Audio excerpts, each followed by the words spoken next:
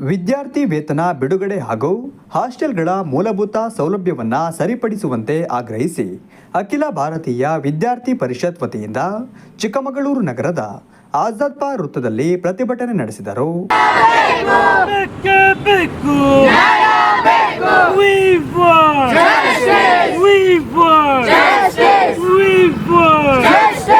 ಎಲ್ಲಿಯವರೆಗೂ ಹೋರಾಟ, ಯಾತಕ್ಕಾಗಿ ಹೋರಾಟ. ರಾಜ್ಯ ಕಾರ್ಯಕಾರಿಣಿ ಸದಸ್ಯರಾದ ರಾಕೇಶ್ ಮರಡಿ ಅವರು ಮಾತನಾಡಿ, ಒಂದು ದೇಶ ಹಾಗೂ ರಾಜ್ಯ ಅಭಿವೃದ್ಧಿಯಾಗಬೇಕೆಂದರೆ ಅಲ್ಲಿನ ಶಿಕ್ಷಣ ವ್ಯವಸ್ಥೆಗೆ ಬೇಕಾಗಿರುವ ಮೂಲಭೂತ ಸೌಲಭ್ಯಗಳು ವಿದ್ಯಾರ್ಥಿಗಳಿಗೆ ಒದಗಿಸುವುದು ಸರ್ಕಾರಗಳ ಆದ್ಯ ಕರ್ತವ್ಯ.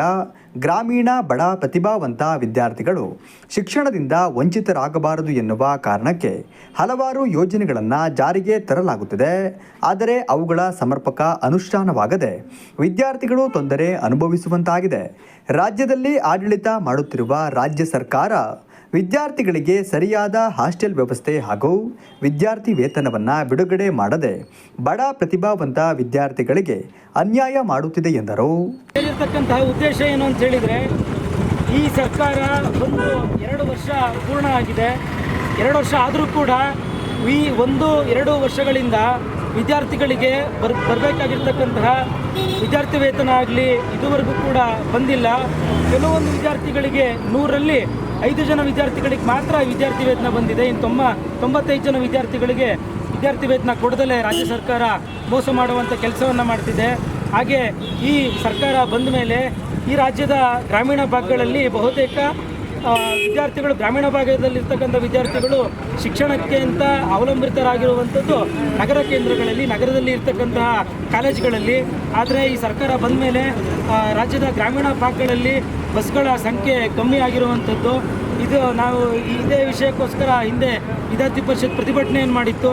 ಆದರೆ ಪ್ರತಿಭಟನೆಯನ್ನು ರಾಜ್ಯ ಸರ್ಕಾರ ಸ್ವಲ್ಪ ಒಂದು ಗಂಭೀರವಾಗಿ ತಗೊಂಡು ಅದು ನಮ್ಮ ಕಣ್ಣಿಗೆ ಮಣ್ಣಿರ್ಚುವಂಥ ಕೆಲಸವನ್ನು ಮಾಡಿ, ಉದಾಹರಣೆಗೆ ಚಿಕ್ಕಮಗಳೂರಿಂದ ನಗರ ಬಸ್ ಸ್ಟ್ಯಾಂಡಿಂದ AIT ಒಂದು ಬಸ್ ಇತ್ತು ಅಂತ ಹೇಳಿದರೆ, ಅದೇ ಬಸ್ಸನ್ನು ಪವಿತ್ರವನವರೆಗೂ ಓಡಿಸಿ ನಾನು ಬಸ್ಗಳ ಸಂಖ್ಯೆಯನ್ನು ಹೆಚ್ಚಳ ಮಾಡಿದ್ದೀನಿ, ಎಲ್ಲ ರೂಟ್ಗಳಿಗೂ ಬಸ್ ಬಿಡೋ ಒಂದು ಕೆಲಸವನ್ನು ಮಾಡಿದ್ದೀನಿ ಅಂತ ರಾಜ್ಯ ಸರ್ಕಾರ ಹೇಳ್ಕೊಳ್ತಿದೆ.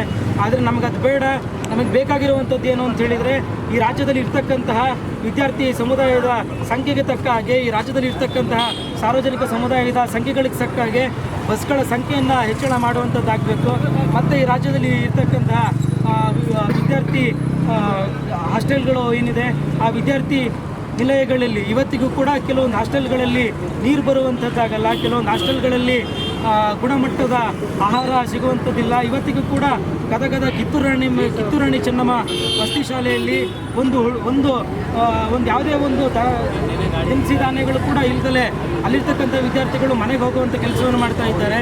ಹಾಗಾಗಿ ರಾಜ್ಯ ಸರ್ಕಾರಕ್ಕೆ ವಿದ್ಯಾರ್ಥಿ ಪರಿಷತ್ತು ಪ್ರತಿಭಟನೆ ಮೂಲಕ ಎಚ್ಚರಿಕೆಯನ್ನು ಕೊಡುತ್ತೆ ಮತ್ತು ಮನವಿಯನ್ನು ಕೂಡ ಮಾಡುತ್ತೆ.